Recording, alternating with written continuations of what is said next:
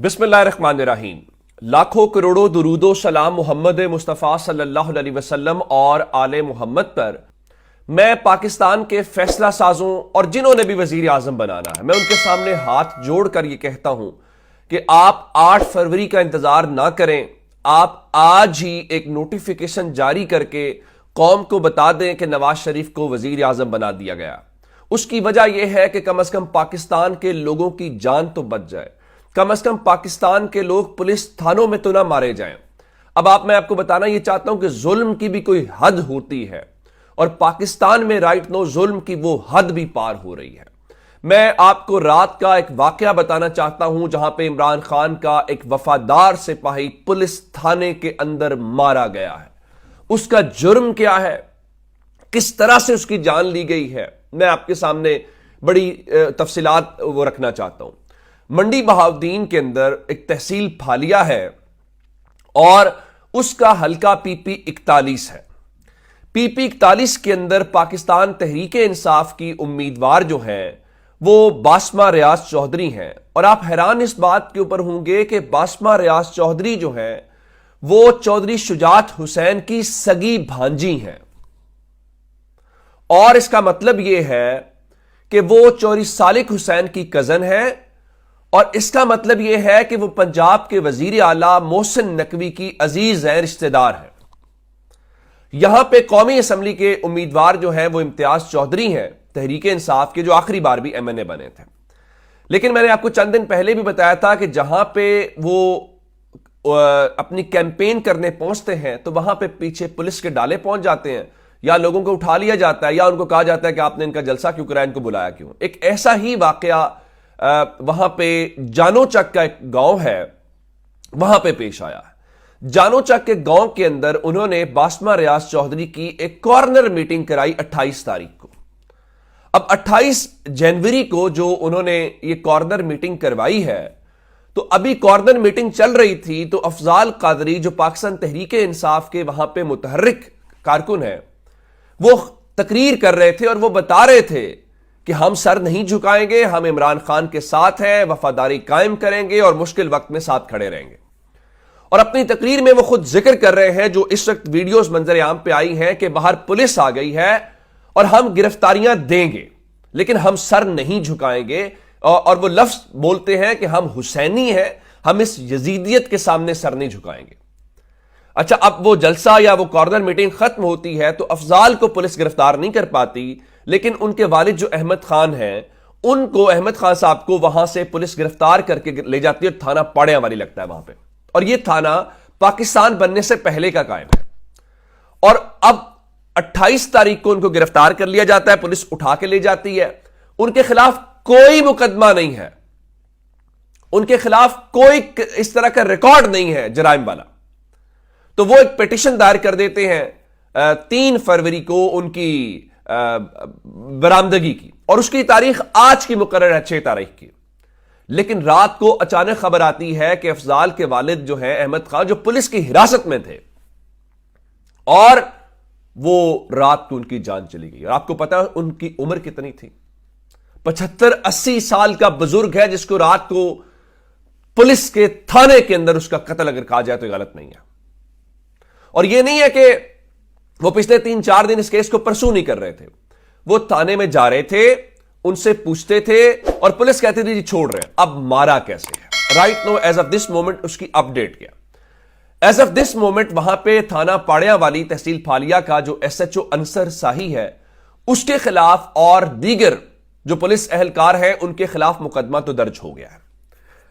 अच्छा, उस मुकदमे के बाद इस वक्त पुलिस जो है वो डेड बॉडी राइट नो उनके पास है, और वो उसका जो पोस्टमार्टम है वो अपनी मर्जी का करवाना चाहते हैं।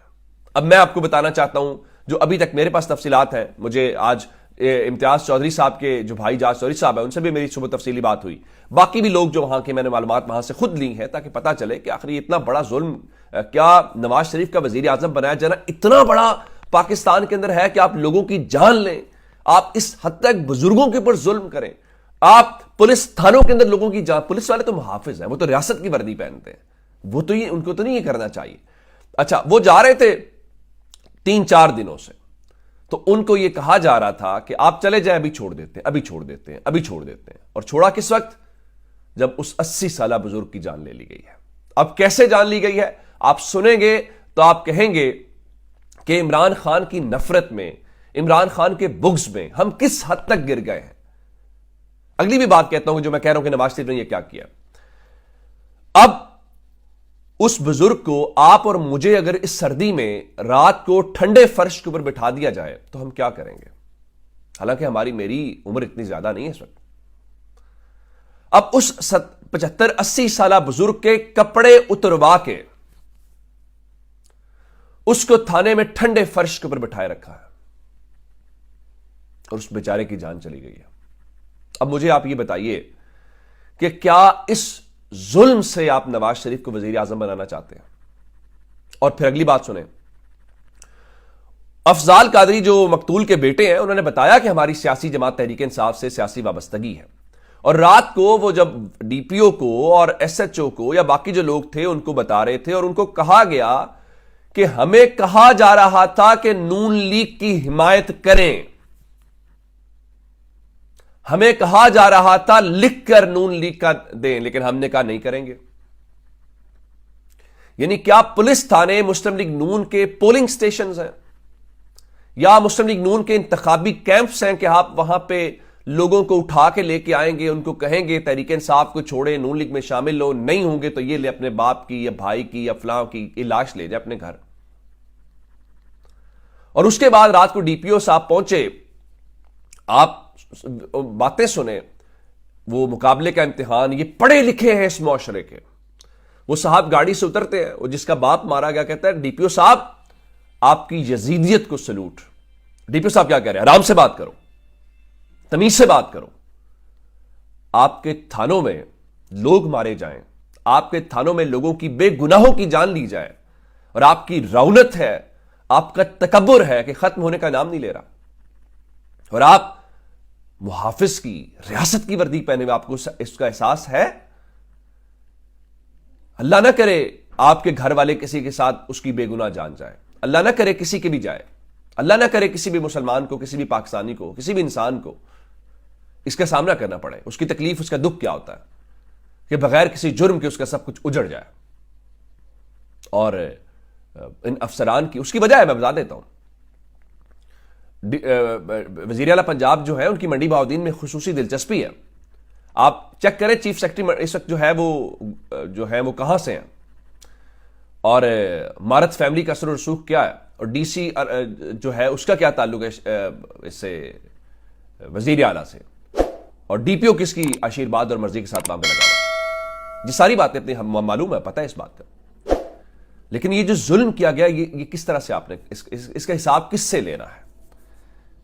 اب آپ کیا کریں گے؟ مرضی کا پوسٹ مارٹم میں رپورٹ تیار کروا لیں گے اور بتا دیں گے کہ وہ آلریڈی بیمار فلاں. اس کے بعد آپ ایک وہ پریس کانفرنس کرائیں گے اور اس کے بعد آپ کہیں گے دیکھیں جی فلاں فلاں فلاں فلاں. اور اس قسم کا ایک اور واقعہ پتہ چلا، منڈی بہاؤدین سے ایک مسجد کے خطیب کو اٹھا لیا گیا تھا. اب جب یہ بزرگ رات کو ان کا انتقال ہوا ہے تو اس کے بعد جب ہلچل پڑی ہے یہ تو اس کے بعد جناب وہ کیا کہتے ہیں کہ اس کو چھوڑ دیا گیا. یہ ایف آئی اے انصر ساہی ایس ایچ او کے خلاف صرف نہیں ہونی چاہیے تھی، یہ آئی جی پولیس پنجاب جو ہے اس کے خلاف، جس کو وی لاگنگ سے فرصت نہیں ہے، اس کے خلاف ہونی چاہیے. یہ محسن نقوی کے خلاف ایف آئی آر کٹنی چاہیے تھی. اور یہ ان سب کیوں کون احکامات دے رہا ہے؟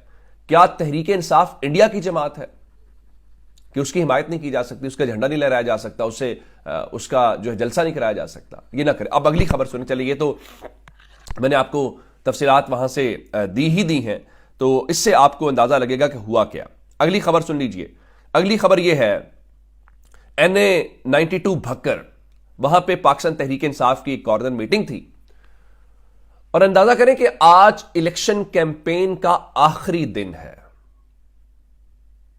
اب اگر وہ مقتول کا بیٹا بھی کہہ رہا ہے کہ مجھے نون لیگ کے حوالے سے دباؤ تھا، تو نواز شریف ایسا کیا وزیر اعظم آپ بنیں گے؟ اب اندازہ کریں آج پاکستان کے اخبارات نے کیا کیا. یہ پاکستان کے اخبارات نے آج کیا ہے، یہ جنگ اخبار ہے جس کے اوپر لکھا ہوا ہے نواز شریف وزیر اعظم، عوام نے فیصلہ سنا دیا، اور یہ بالکل ایسے ہی ہے جیسے ہیڈ لائن ہے، لیکن آپ کو پتا یہ ہیڈ لائن نہیں ہے، یہ خبر نہیں ہے، یہ اشتہار ہے۔ یوں پاکستان کے لوگوں کو پاکستان کا میڈیا گمراہ کر رہا ہے، پیسہ پھینک تماشا دیکھ، جو ناچ نچوانا چاہتے ہیں ناچنے کو تیار ہے۔ اور اب آپ دیکھ لیں اخبار کے اوپر یہ پورے کا پورا تاثر یہ ہے کہ نواز شریف جو ہے وہ وزیر اعظم بن گئے شاید، اور 8 فروری کے الیکشن کی ضرورت نہیں ہے۔ تو این اے بھکر، میں نے وہ بتا رہا تھا کہ بھکر کے اندر کیا صورتحال ہے، اور بھکر کے اندر اس وہاں پہ تحریک انصاف کے کارکنان کے اوپر وہی ہوا جو پنجاب پولیس کر رہی ہے، پہنچ گئے جس طرح کل شیخ پورہ میں ہم نے دیکھا، اور وہاں پہ گرفتاریاں اور سب کچھ۔ اس سے کیا ملے گا آپ کو؟ اس سے کیا کوئی ہو جائے گا؟ ادھر اڈیالہ جیل میں سن لیں، آج آخری الیکشن کیمپین کا دن ہے، سیاسی جماعتیں کل اپنے پولنگ ایجنٹ سب کچھ کر کے پرسوں الیکشنز میں جائیں گی، اور پاکستان تحریک انصاف کے لوگ یہ کھڑے ہیں وہاں پہ اڈیالہ جیل کے باہر۔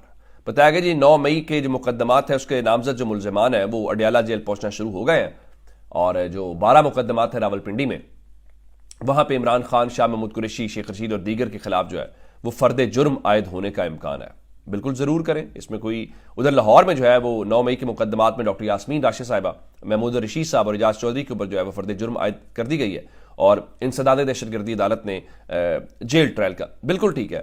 لیکن کیا اب الیکشن سے اب جو کہ 45 گھنٹے سے بھی کم وقت رہ گیا ہے، کیا اسی طرح سے اگر تحریک انصاف کے خلاف جس طرح سے چیزیں ہو رہی ہیں، جس نے ایک انسانیت کی، دیکھیں ہمیں آج کل تقریروں میں بہت قرآن پاک کا حوالہ ملتا ہے اور بہت ساری باتیں جو ہیں وہ، تو کیا اسی قرآن نے، کیا اسی دین نے نہیں بتایا کہ ایک انسان کا قتل پوری انسانیت کا قتل ہے؟ کیا قرآن کی اس آیت کے حوالے سے کوئی غور کرے گا، یا عمران خان کے نیریٹو کو توڑنے کے لیے ہی ہم نے اپنی کہانیاں سنانی ہے؟ اپنا بہت سارا خیال رکھیے گا، خدا حافظ۔